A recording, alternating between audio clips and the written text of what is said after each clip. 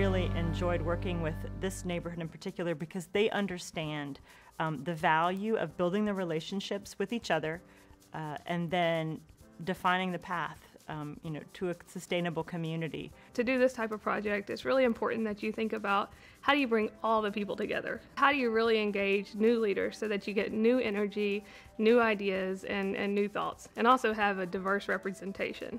I began to dig and find out what GO Neighborhoods was about, LISC and Avenue CDC, and I found out that from the bottom up, including residents and stakeholders, business owners throughout the neighborhood were being included in the total revitalization of this neighborhood. And I thought, wow, this is an effort that I would like to find out more about.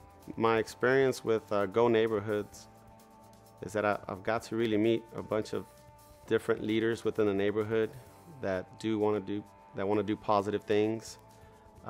We went to a conference in Louisville, and where we connected with one another. We talked about the different issues we had, and we came back with a plan that we can do to help the neighborhood in a positive way. We equip the leaders in this community to be able to diagnose their own issues or find out what the opportunities were and create a plan of action.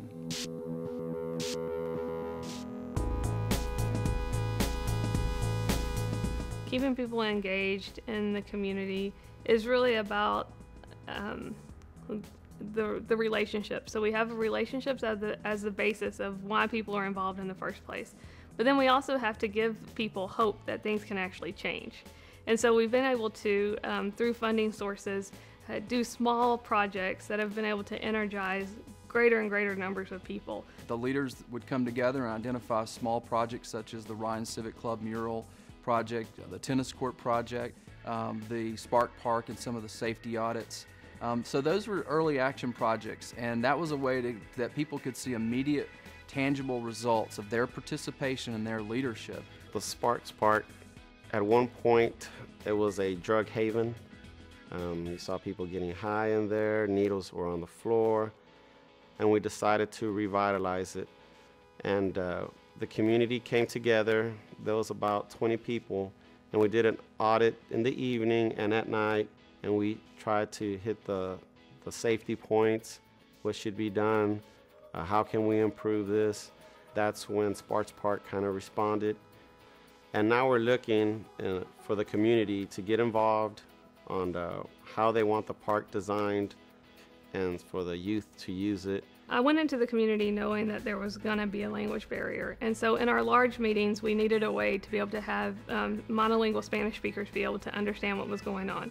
So we were able to give out funding in order to buy translation equipment so that we can have simultaneous Spanish translation in our English meetings. We are currently working on a project that will provide information, vital information to residents, and that information on how to report signs that are down or graffiti that has popped up, how to contact a nurse and ask medical questions, poison control, non-emergency police. Even GO Neighborhoods and Avenue CDC are listed there so that you can ask questions about the revitalization program.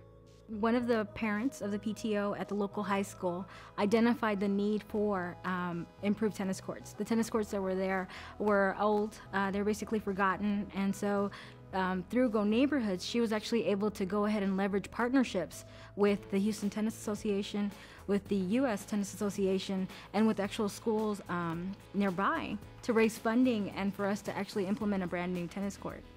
This is so key to the community because not only is this a win, showing how collaborative partnerships actually can bring something new to the community, something useful, but it's really enriching the youth.